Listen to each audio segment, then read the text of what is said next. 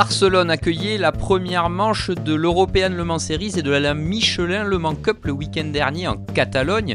Deux courses sur lesquelles nous n'allons pas revenir au niveau du résultat dans ce nouveau numéro de Track Limit by Minerva Oil, le podcast d'Endurance Info. Mais il est vrai que la course de Michelin Le Mans Cup a été marquée encore une fois par divers incidents en piste et le violent accident dont a été victime Marta Garcia. Durant la course, la pilote Iron Dems sur la Porsche 911 numéro 83. C'est ce sujet sur lequel nous allons revenir avec les trop nombreux incidents qui sont vus depuis plusieurs épreuves en Michelin Le Mans Cup et avec toutes les conséquences et tout ce qui peut se rapporter autour de ces incidents, dont notamment les sanctions qui sont infligées aux pilotes. Et pour cela, je serai avec Laurent Mercier qui est encore à Barcelone pour avoir suivi ses premières manches 2025. Ce sera donc le sujet de ce nouveau numéro de Track Limit by Minerva Oil, le podcast d'Endurance Info. Laurent, c'est la fin d'après-midi à Barcelone pour toi en ce dimanche 6 avril, au terme des 4 heures de Barcelone, la manche LMS remportée par AF Corse, l'équipage LMP2 Pro-Am avec Mathieu Vaxivière, François Perrodo et Alessio Rovera. Comme je le disais en introduction, Laurent, on ne va pas s'arrêter sur cette course qui a été, elle, relativement sage en piste. Deux principales neutralisations, mais pour des incidents isolés. En revanche, hier, Laurent, en Michelin Le Mans Cup, ça a encore été un petit peu brouillon, voire plus même en piste, avec dès le départ déjà des accrochages, beaucoup d'accrochages dès le premier tour, avec des neutralisations qui ont débuté dès le premier tour, et surtout, comme je le disais, le gros accident dont a été victime Marta Garcia. Heureusement, comme vous avez pu évidemment le voir sur notre site internet et sur les réseaux sociaux de l'équipe Iron Dems, la pilote espagnole va bien et a quand même passé la nuit en observation, par précaution évidemment, au vu de l'importance de l'accident et du choc. Laurent, la Michelin Le Mans Cup, on va tout de suite préciser, on n'est pas là pour critiquer spécifiquement le championnat, c'est malheureusement un constat que l'on fait par rapport à tous les championnats que l'on suit sur Endurance Info, en endurance ou en GT, mais on peut constater depuis plusieurs temps, Laurent, que c'est un championnat où il y a beaucoup d'accidents et beaucoup évidemment de sanctions qui en découlent. La première question simple que j'ai envie de te poser, c'est est-ce qu'il y a une raison principale à ça ? Salut Pierre, ou je devrais plutôt dire hola. Je sais pas trop par quoi commencer. Peut-être des statistiques, Laurent. Il y a des statistiques qui sont parlantes sur la course d'hier. On a fait on va revenir sur les plus récentes courses, notamment de 2024. Mais déjà au niveau statistique, les faits sont là en fait. C'est ça, sur une course de 2 heures, tu as quand même moins de 50 minutes sous drapeau vert. Donc c'est quand même moins de la moitié. Tu as presque 30 minutes de drapeau rouge suite à l'accident de Marta Garcia, qui va bien. Donc ça, c'est le principal. Tu as eu quoi? 2 full coursiers de près de 5 minutes et 3 safety cars de près de 40 minutes sur une course de 2 heures. Si c'était un cas isolé, on pourrait dire, ça arrive qu'il y ait beaucoup d'incidents sur une course, mais malheureusement, c'est l'enchaînement des situations qui font qu'on en arrive, nous, à cette discussion, en fait. Ouais, et j'ai peur, si rien n'est fait, j'ai peur que ce soit la même chose sur les meetings suivants, voire même pire. Pourquoi? Parce que peut-être que tu as des pilotes qui n'ont pas le niveau tout simplement pour rouler, déjà, qui font pas attention. Et puis maintenant, la nouvelle règle, qui sur le papier est une bonne règle, le fait d'avoir des équipages silver avec face à des équipages Pro-Am en LMP3, je pense qu'on arrive dans les mêmes travers et que tu connais aussi, qu'on a eu en GT4. C'est-à-dire tant que tu avais du Pro-Am en GT4, ça se passait plutôt bien. Alors, il est vrai qu'en Michelin Le Mans Cup, ça ne s'est pas toujours bien passé. Tu mets du silver, et je pense que là, l'association des deux, je ne suis pas persuadé que ça ne fasse pas des étincelles aussi à l'avenir. Et Laurent, Tu as 44 voitures quand même. il y a ça aussi, il y a forcément le nombre. On l'a vu au premier virage avec les multiples incidents, avec peut-être aussi des passages hors piste pas bien maîtrisés, faut le reconnaître, et donc mécaniquement les incidents qui en découlent. Tu peux te poser la question sur aussi l'impact des sanctions, si tu veux. Quand tu as un pilote qui pousse un autre pilote, en l'occurrence là, une pilote, quand même, l'accident est quand même violent. Elle aurait quand même pu, Marta Garcia, se faire très mal. Et que le pilote fautif sur la Ferrari écope de quoi? Un stop and go à la fin. Stop and go et 2 points de bonne conduite en moins. Et à côté de ça, si tu dépasses, par exemple, avant le départ, comme c'est arrivé un pilote en LMP3, lui prend 10 secondes et 1 point. Si tu veux, l'échelle des sanctions, pour moi, est totalement pas bonne. Et c'est pas un bon signal envoyé pour le futur. Je veux dire, là, tu as juste envie à l'arrivée, c'est de les prendre tous, les mettre dans une salle et de faire comme à l'école et de leur dire, les gars, si vous faites pas gaffe, ça risque d'être compliqué. On parle quand même, si tu as un programme en LMP3 en Michelin Le Mans Cup, on parle quand même de 600 000 euros à peu près, environ. C'est ce que j'allais te dire, parce qu'il y a effectivement les incidents qui peuvent avoir des conséquences fâcheuses. Bon, fort heureusement, celui de ce week-end se termine sans blessure majeure, visiblement, au vu de la communication d'Iron Dems pour Marta Garcia. Mais il y a après aussi l'aspect économique pour les équipes. Je pense qu'à un moment, et voire même les pilotes qui ne sont pas forcément impliqués dans les incidents, mais qui, comme tu le disais, payent le programme pour une base de rouler 2 heures en course sur plusieurs meetings. Si au bout de 3 courses, ils voient qu'ils ne roulent sous drapeau vert que moins de 50% du temps de course, ça risque pas forcément d'amuser ni les pilotes, ni les équipes, et peut-être qu'à l'avenir aussi, ça peut porter préjudice au championnat. Je te dis, t'es quand même à peu près à 600 000 euros en P3 et t'es quand même à 750 000 euros en GT3 à peu près, en fonction des programmes, en fonction des voitures, en fonction des équipes. Donc c'est quand même énormément d'argent. Quand tu vois ce qu'on a pu voir hier, franchement, c'est pas du sport, hein. C'est pas du sport. Il y a beaucoup trop de contacts. Et puis peut-être, enfin je te dis, peut-être qu'à mon avis, on n'a pas tapé on tape pas suffisamment. Je veux dire, si tu tapes pas suffisamment, ah, c'est la porte ouverte à tout. On a déjà vu des pilotes sur certaines courses qui ont été exclus. Bah, au moins, ça fait peut-être réfléchir après à l'avenir. Je veux dire, c'est quand même des championnats qui coûtent beaucoup. On a un très beau championnat. On a quand même beaucoup de pilotes. On a plus de 40 voitures. Et s'il faut en arriver à quelque chose comme ça, je trouve ça, ouais, franchement, je trouve ça pas beau. Et Laurent, t'es d'accord que dans les discussions que tu as pu avoir, hein, peut-être ce week-end, ou même déjà que nous on a pu avoir dans les paddocks récemment, avec les personnes qui sont impliquées, hein, dans cette série, ça n'amuse pas, hein, très clairement. Beaucoup. Ah non, non, non, non, ah non, non, non. Je vais pas. Je vais pas répéter les mots, les mots qu'on m'a employés, que certaines équipes et même certains pilotes m'ont employé hier soir après l'arrivée, parce que je pense que sinon on va mettre des bips. Mais non, non, non, ça ne ravit personne. Comme ça ne ravit pas le promoteur non plus, hein, attention, hein. Je veux dire, c'est pas une histoire de promoteur qui est en cause. Le promoteur, lui, il est là pour faire faire la promotion de la course, pour l'organiser. Après, il y a voilà, après, il y a des officiels qui, eux, prennent des décisions par rapport aux accrochages, par rapport au contact, par rapport à tout ce qu'il y a. Et c'est eux qui ont le dernier mot, hein. Mais l'échelle, à mon avis, l'échelle des sanctions, elle n'est pas bonne. Donc Laurent, on parle évidemment de cet incident de Barcelone, mais on va remonter un petit peu en arrière en 2024, hein, pour appuyer notre propos de cette discussion, hein. Encore une fois, ce n'est pas un incident isolé. Pour rappel, à Portimao l'an dernier, 4 full coursiello pour 20 minutes et 2 neutralisations derrière la voiture de sécurité pour 28 minutes. Donc bon, on arrive déjà à quasiment 50 minutes de neutralisation. On se rappelle évidemment de l'accident à Spa au premier virage, qui avait notamment éliminé le leader, hein, le poleman. On se souvient du sérieux accident de Road to Le Mans, Laurent, l'an dernier, avec Louis Rossi, qui avait contraint à l'arrêt prématuré de la première course. Et l'an dernier à Barcelone, 2 voitures de sécurité également qui avaient neutralisé la course. Pourtant, on peut se dire que première manche de la saison, certes, tout le monde est un peu chaud, mais on veut quand même lancer le programme sur de bonnes bases, mais visiblement tous les précédents n'ont pas forcément servi, quoi. Oui, et attention, c'est pas parce qu'il y a des sorties que les pilotes font tous n'importe quoi, hein. Il y a des sorties et des sorties dans toutes les compétitions automobiles, hein. Donc c'est juste la multiplication des sorties qui fait qu'il y a, ouais, il y a beaucoup trop de contacts au restart.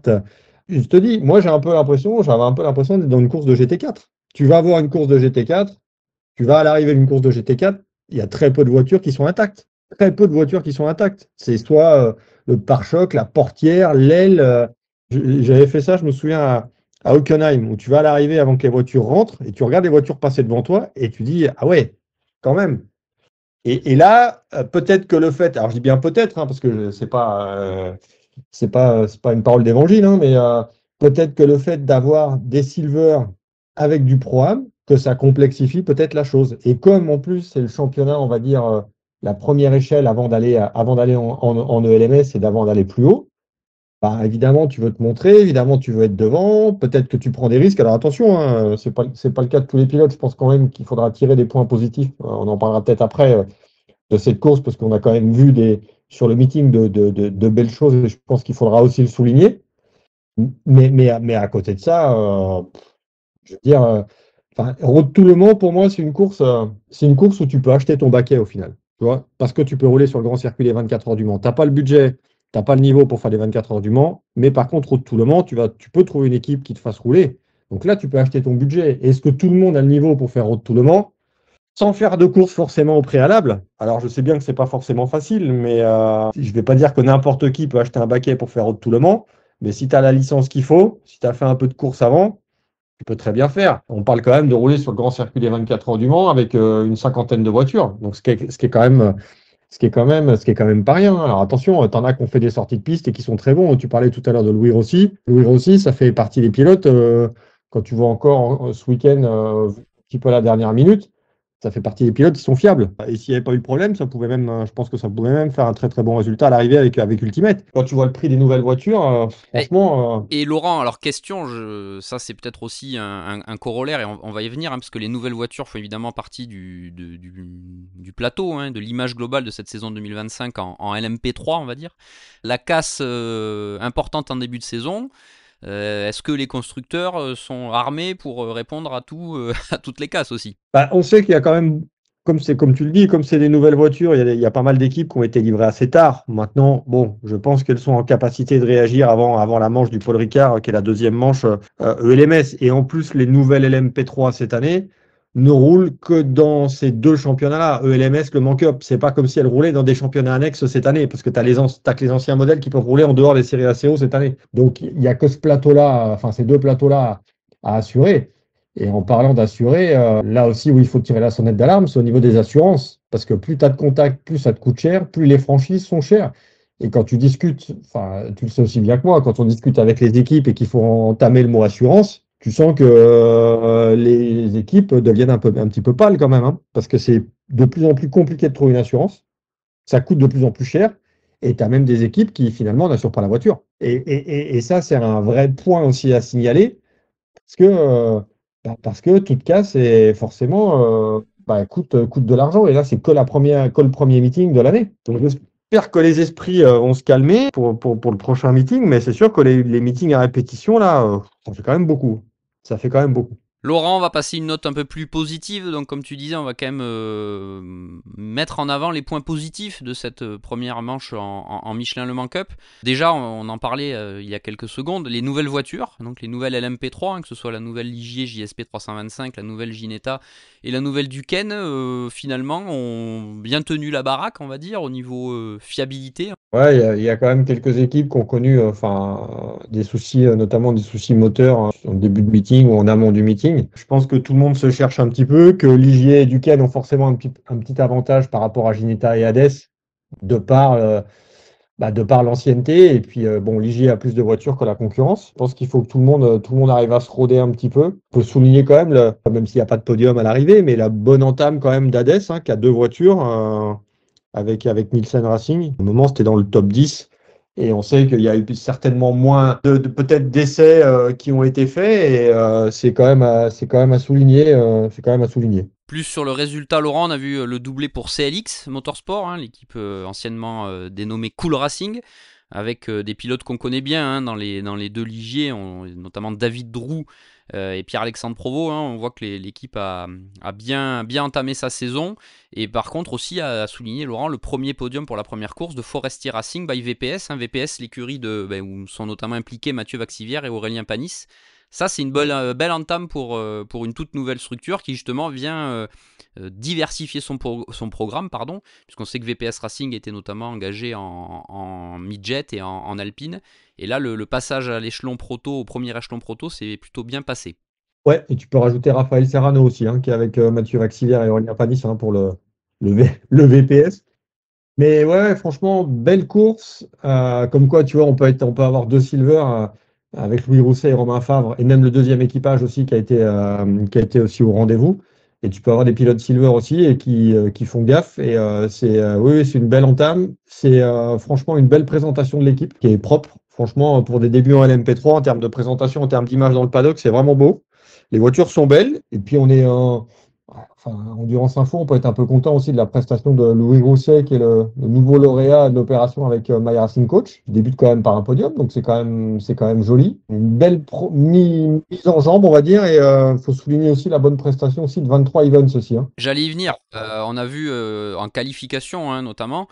Et ouais. Voilà, Matteo Quintarelli et Lena Buller qui ont été performants dès les premiers roulages, hein, du meeting globalement. Et bon, malheureusement, dès le début de course, la Duquesne numéro 85 de RSGP qui expédie la numéro 50 en tête à queue malheureusement au premier virage. Mais malgré ça, on a vu la voiture revenir et ils échouent au pied du podium. Donc pour cette nouvelle structure aussi, Laurent, c'est un bon début. Et puis belle prestation du tandem Lena Buller, Matteo Quintarelli. Ouais, alors Matteo Quintarelli, on connaît parce qu'il avait fait il a fait la monoplace, qui a fait la Vienne Le Mans Series aussi, et qui avait déjà été bon, et là, qui a été très bon. Et ouais, il faut aussi souligner la belle paire de Lena Buller, je crois qu'elle a fait le quatrième meilleur temps en course. Donc, c'était vraiment une belle paire. Et 23 Evans, hein, qui est gérée, enfin, c'est l'équipe qui appartient c'est une nouvelle équipe, française d'ailleurs, qui appartient à Christophe Cresp et qui est dirigée par Amaury Richard. Ce deal avec cette numéro 50, il est en fait monté avec AF Corset. C'est aussi pour ça qu'elle a le numéro 50, qu'elle est rouge. Mais là aussi, ouais, une belle première course pour 23 Evans Racing. Ouais. Et Laurent, pour enchaîner, hein, sur cette première course Michelin Le Mans Cup de Barcelone, on va quand même pas faire un petit crochet du côté du GT3 où si Kessel Racing l'a emporté avec Murat Souhadaroglu et David Fumanelli. David Fumanelli qu'on connaît bien en GT3 et chez Kessel Racing. Et il faut notamment souligner, Laurent, la deuxième place de Code Racing qui vient se confronter au GT3. On connaît bien la structure en GT4, mais la structure française vient avec cette Aston Martin Vantage GT3 signer une belle prestation pour ses débuts. C'est clair, une voiture, enfin un team qui a pas roulé, qui a une voiture qui a juste fait un shakedown en Angleterre avant d'être expédié chez Code Racing. Un équipage qui s'est bouclé un petit peu à la dernière minute, donc peu d'essais. Première course de Code Racing en GT3 avec l'Aston Martin. S'il a fallu se rôder un petit peu avec Philippe Sager, qu'on a plus l'habitude de voir dans des Porsche. Bon, Rory Van Der Steur, lui, roule avec l'équipe familiale aux États-Unis en IMSA, donc connaît bien l'Aston Martin. Mais il a quand même fallu se rôder. Et là aussi, belle présentation de l'équipe dans le paddock parce qu'on a mis les moyens ouais, en termes d'organisation et de présentation. Et finalement, ça fait deuxième, quoi, à 12 secondes de la victoire. Et là aussi, c'est à souligner une belle entame de saison pour cet Aston Martin, qui en plus est aux couleurs de notre partenaire Minerva Hull, pour ne rien gâcher. Ça fait partie des très belles surprises. Laurent, on a fait un point, voilà, sur la Michelin Le Mans Cup. Évidemment, nous suivrons la saison, Laurent, qui se poursuivra tant pour le LMS que pour la Michelin Le Mans Cup au Paul Ricard. Le Paul Ricard, un circuit bien connu, hein, du championnat continental, puisque c'est la traditionnelle manche française hors Road to Le Mans. Donc la manche française qui sera disputée le 4 mai en amont des 4 heures d'Imola qui, elles, seront disputées plus tard dans l'été, le 6 juillet. Laurent, il est temps de mettre le cap justement sur le Paul Ricard, puisque la semaine prochaine, ce seront les débuts très attendus de la GT World Challenge Europe avec la première course Endurance Cup, donc les 6 heures du Paul Ricard. Laurent, ça va être encore 59 voitures en piste avec le gratin du GT qui sera sur le circuit varois et on s'attend à de la belle bagarre en piste. Exactement, et nous serons sur place. Et nous serons sur place à partir de la fin de semaine pour vous faire vivre tout cela le plus près possible de l'action. Merci Laurent encore d'avoir débriefé cette première épreuve Michelin Le Mans Cup à Barcelone sur le circuit des Catalans. Et nous on se donne rendez-vous très rapidement dans un prochain numéro de Track Limit. À bientôt.